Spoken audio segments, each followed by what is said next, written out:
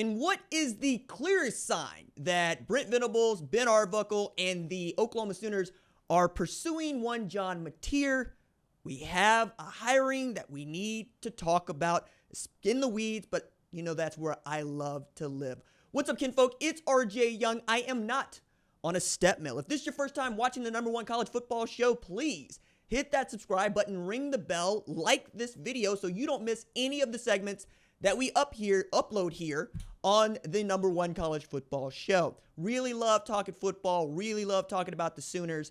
And this news, I think, is for a very particular kind of football fan, particularly OU, but just in general, because it is the kind of in-the-weeds commentary that, frankly, we just don't see enough of on television, which is one of the reasons why I wanted to do this show and got started doing this with Oklahoma back in September of 2017. My God, been at this for a long time. Reminder, looking to get to 122,000 subscribers, hopefully by the end of the Heisman Trophy ceremony, where I expect Travis Hunter to win.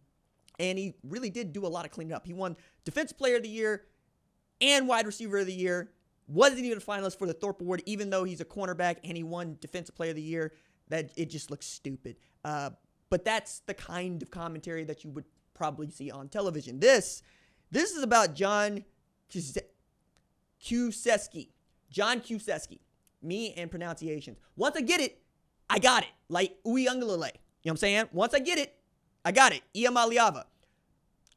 Kuciski might take me a little bit, but John Kuciski is the newest assistant to Brent Venables' staff, particularly Ben Arbuckle's offensive staff. Ben Arbuckle, who is the wonderkin offensive coordinator from Washington State that took this job and took it running, has said all the right things, and is going through the evaluation process in the portal to try to find who the next starting quarterback at Oklahoma is likely to be, with Jackson Arnold entering the portal and looking to play elsewhere in 2025. I want good things for Jackson Arnold. It wasn't working out. And frankly, Oklahoma needed a fresh start on that offense. It was atrocious. It was abysmal. It was bad. But Washington State had the 11th best scoring offense in the country last year. And one of the reasons was this partnership between Ben Arbuckle and John Kuciski. We got one guy who calls the plays, and we got another dude who is a quarterback's coach, and that's the job he's kind of sort of going to do at Oklahoma. The way that this has been reported is senior offensive assistant / assistant quarterback's coach. Last year, famously, Oklahoma did half the year without a quarterback's coach because, well, Seth Luttrell apparently didn't think he needed one. Turns out Seth Luttrell needed way more than a quarterback's coach to keep that job. But Kevin Johns had done a lot, right? And I think wanting to keep him around was also a big deal. But Kuciski was obviously brought in because he understands Arbuckle's scheme. He's coming from another scheme at Western Kentucky where he and Arbuckle scored a bunch of points, put up a bunch of yards. And he's got a Ivy League background where he was at Cornell for a while. And he's kind of quietly but quickly moved up the ranks from one quality control spot to another to getting to this job that he had as quarterback's coach at Washington State. And I got to tell you, this is a boom for Oklahoma, because this is one of those guys that was being talked about to be the next offensive coordinator at Washington State. But I got to believe that he would have wanted John Mateer to be his starting quarterback at Washington State if he took that job. Now, there's reason to believe, even more so now, that John Mateer is biding his time until such time as he enters the transfer portal and goes to Oklahoma, as they're basically putting together the kind of staff that would be endearing to one John Mateer. You're doing the thing that I love when we do it well. You get a quarterback and you get a coordinator that understand each other, that are on the same wavelength, and you put them to work together. Sometimes that guy is also the quarterback's coach.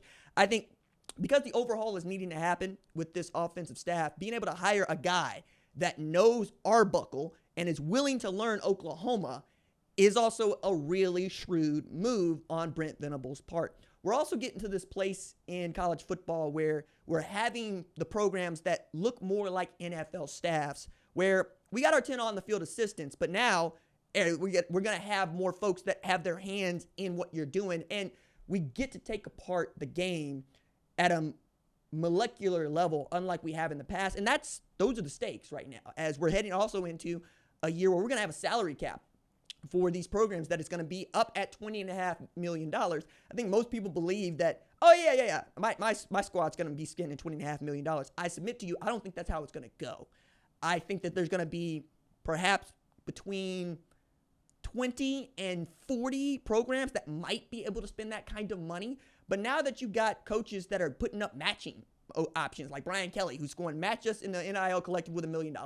Y'all put $1 million in, we'll put $1 million in so we can go pay some people to come play LSU football. On the flip side, you got to be able to pay the staff. And you need a good staff. You need a staff that understands that winning becomes before everything else. And one of the ways in which you win is you recruit well. And one of the ways you recruit well is by adding guys to a staff that make a player much more comfortable and give them a better opportunity to succeed right off the bat. And that's what you want from John Mateer. You're looking at what Oklahoma had in Dillon Gabriel, and you're trying to replicate that sort of success offensively. Also, Dillon Gabriel might not be the kind of guy that you can replicate because he went from Oklahoma to Oregon, and he leveled up, man. I mean, they're 13-0. They're the number one team in the country, and he's a Heisman finalist over there. That wasn't with Jeff Lebby as his coordinator. That was with Will Stein as his coordinator. Also think Will Stein is the next great Power 5 head coach. I'm Power 4 head coach. I mean, I'm putting him on the same level that I did with Marcus Freeman. At some point, somebody's going to snatch that dude up. It's not going to be in this cycle, but it's coming. I'm damn sure of it because what he was able to do with Bo Nix, turning that dude into a Heisman finalist, what he's been able to do with Dillon Gabriel, turning that dude into a Heisman finalist, it's actually the guy that I wanted Brent Venables to try to go get, and I assume that they had made those overtures, but you end up with Ben Arbuckle, who is, by the way, not necessarily the worst consolation prize, but if you're going to go with that guy, give that guy all the tools necessary to go out there and win.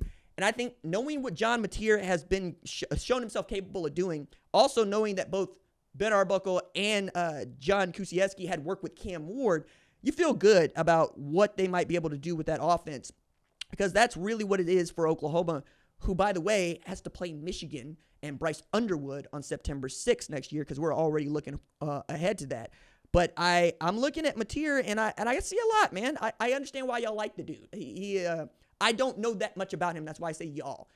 As I get to know more about him and I see some of the qualities that people like in him, it's Baker Mayfield is what really stands out. And I get it. The size, the demeanor, the attitude, the confidence.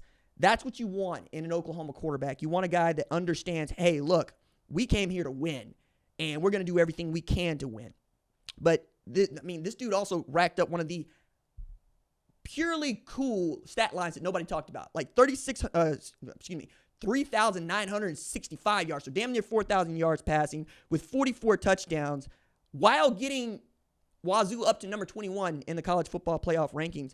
Like, there's a reason why this man is being chased and why Oklahoma wants him in the worst way and really is selling out to go get him. I think this is also another shrewd move for Brent Venables, who saw what it was like to get a Dillon Gabriel from a group of 5 situation. It's kind of where Washington State lives, and bring his coordinator in and make that thing happen with him.